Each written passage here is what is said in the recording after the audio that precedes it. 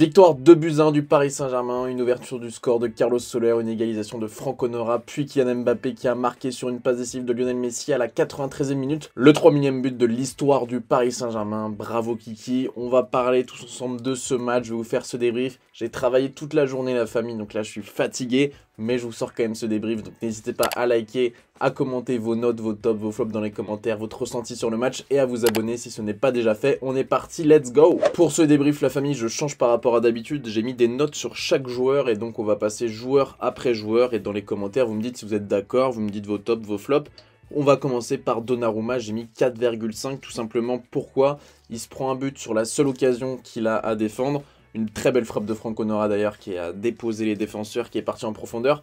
Et j'ai bien aimé aussi la dernière interception de Donnarumma à la 95e minute je crois. Belle sortie aérienne qui nous a fait beaucoup de bien parce qu'on aurait pu se faire égaliser à la fin de match. Voilà, donc Donnarumma il a rien eu à faire, mais bon, je suis obligé de le noter, donc je mets 4,5, j'aurais pu mettre 5. Malheureusement, il n'a pas arrêté cette frappe de Franck Honora. Pembele, je mets 4. Match très timide de la part de notre arrière droit Titi parisien. Il a même raté une touche un peu bizarre. Je sais pas, de toute façon, si vous avez vu le match, vous savez de quoi je parle. Une touche vraiment spéciale. Je lui mets 4. Voilà, c'est un joueur en formation. Il revient d'une grosse blessure. Je sais pas trop. Je sais pas trop s'il a le niveau du Paris Saint-Germain. En tout cas, je trouve ça assez compliqué pour lui pour l'instant. Nuno Mendes, un 6, pourquoi pas plus, tout simplement offensivement, il a été très intéressant, malheureusement il a raté 2 occasions, et avec un peu plus de finesse, on va dire de lucidité, il aurait pu vraiment atteindre un bon 8 sur 10, on va dire, avec un but ou 2 buts, et même une passe D sur des centres un peu mal ajustés quelquefois. Mais voilà, Nuno Mendes, toujours aussi fort, toujours aussi dangereux sur son côté gauche, il fait toujours aussi mal aux défenseurs latéraux droits. Donc Nuno Mendes, je lui mets une bonne note de 6 sur 10. Ça aurait pu être un petit peu plus, peut-être que je suis un peu sévère sur ce coup. Ramos, je lui mets 4. Ramos, voilà, on n'en veut plus au Paris Saint-Germain. J'en ai déjà parlé lors de mon débrief du Bayern. On n'en veut plus de Sergio Ramos, la famille, on n'en veut plus. Certes, là, c'est un match très compliqué pour nous, puisque c'est le match juste après le Bayern. Mais on ne veut plus de Sergio Ramos, trop lent. Des erreurs de positionnement alors que c'est censé être sa force. Trop lent, il se fait prendre dans le dos.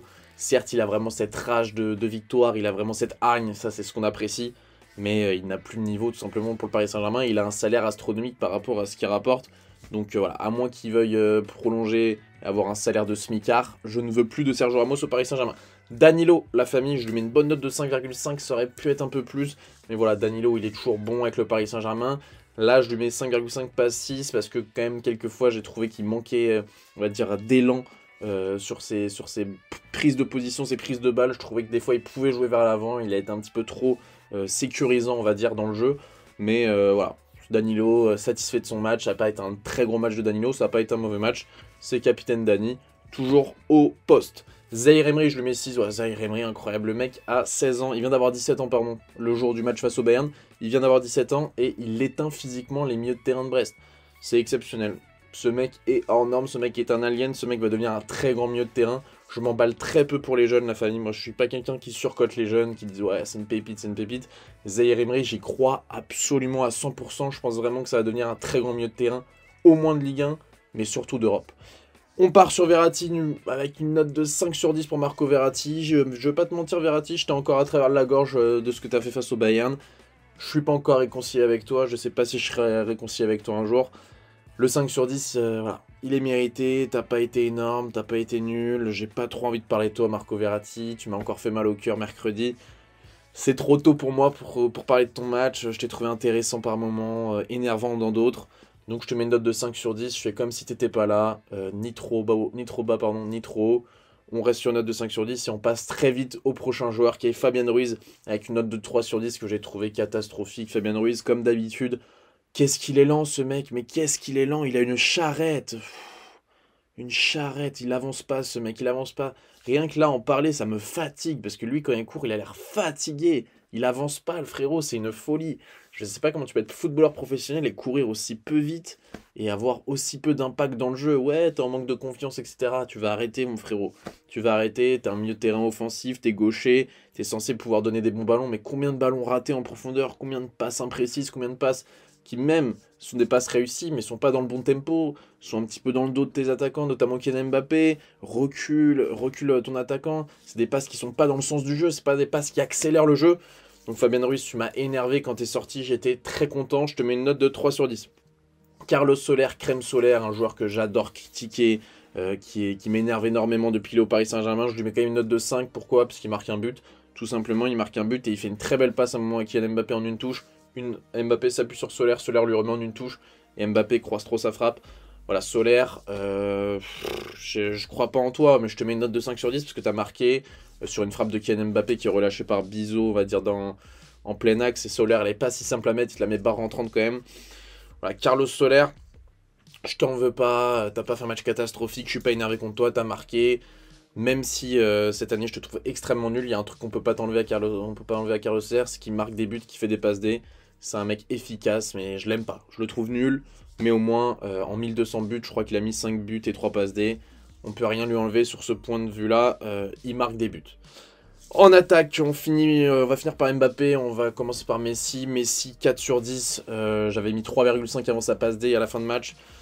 Messi, j'en peux plus, même face à Brest, c'est ce que j'ai mis sur Twitter, la famille, même face à Brest, Messi, tu es nul. Messi, tu es nul, tu es finito, Messi. Arrête de jouer avec le Paris Saint-Germain, ça se voit que tu n'as pas envie d'être là, ça se voit que tu ne prends pas de plaisir. Retourne en Catalogne avec tes amis, là, va chanter l'hymne de l'indépendance Catalogne, mais laisse-nous tranquille. Ne prolonge pas au Paris Saint-Germain. Je sais que Nasser, il va te dire, Lionel, tu peux prolonger, s'il te plaît. Non, mais le fais pas, s'il te plaît. Mais si on veut pas de toi, on en a marre. En 2 ans au Paris Saint-Germain, je vais pas me répéter par rapport au débrief, je me suis promis de pas trop parler du Bayern de ce soir, la famille. Mais en 2 ans au Paris Saint-Germain, c'est un penalty raté face au Real et c'est 2 matchs nuls face au Bayern. Donc pars s'il te plaît Messi, même face à Brest tu galères, même face à Brest tu fais une très belle passe D à la fin du match, il n'y a pas de souci. Mais non, ton match n'est pas au niveau d'un Lionel Messi, n'est pas au niveau de ton salaire, donc s'il te plaît Messi, pars pour le bien du Paris Saint-Germain et pour mon bien de ma santé mentale. Mbappé 6, merci patron Mbappé. C'est pas un grand match de Kylian Mbappé, mais c'est un match où il montre qu'il a envie. À part les 20 dernières minutes, je trouvais qu'il commence à en avoir marre. Mais sinon, voilà, il était capitaine pour la première fois en Ligue 1. Il a marqué le 3 millième but de l'histoire du Paris Saint-Germain en Ligue 1. Donc merci Mbappé. En plus, il avait des chaussures avec 201 buts pour son record battu du meilleur buteur de l'histoire du PSG. Voilà, Mbappé, j'ai trouvé qu'il allait de l'avant. Il aurait pu marquer plusieurs buts. Donc je lui mets pas une trop bonne note parce qu'il a quand même raté des actions. Mais voilà, il met ce but qui nous permet d'avoir les 3 points en fin de match et qui nous permet de distancer nos concurrents. Donc, Kylian Mbappé, je te mets une bonne note de 6. Peut-être que je suis un peu sévère, je sais pas. Peut-être que tu aurais mérité le 7. Je sais pas, mais en tout cas, je sais que tu peux largement mieux faire, forcément. Vous le savez tous. Donc, Mbappé, je te mets une bonne note de 6. Je trouve que c'est assez juste, personnellement. Galtier, dont je finis les notes avec une note de 3. Christophe Galtier, pourquoi? Tout simplement parce que j'ai pas aimé le coaching. Faire entrer Bernat et Vitinha à la 75e, Hugo Ekitike à la 82e. Je trouve ça con quand tu fais un partout face à Brest. Tu fais ton premier changement à la 75e. Certes, très bon changement de système, puisqu'on passe d'une défense à 4, et à la 75e, on passe une défense à 3, au final, on gagne le match. Donc c'est qu'il avait raison. Par contre, je trouve qu'attendre 75 000 pour voir ces changements-là, ça me fait pas rêver. J'aurais aimé voir un Hugo Ekitike plus tôt. J'aurais aimé avoir un attaquant supplémentaire plus tôt pour mettre de la folie dans ce match.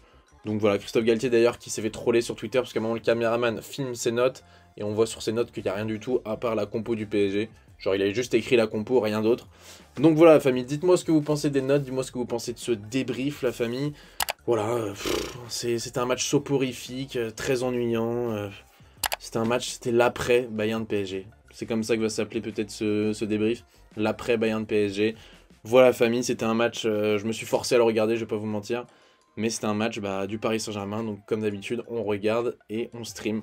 Voilà la famille, c'était BR10, bonne matinée, bonne journée, bonne soirée, bonne nuit. N'hésitez pas à liker, à commenter et à vous abonner, c'est très important. À partager cette vidéo à des amis ou à quoi que ce soit qui peut me permettre de gagner en visibilité. C'était BR10, peace!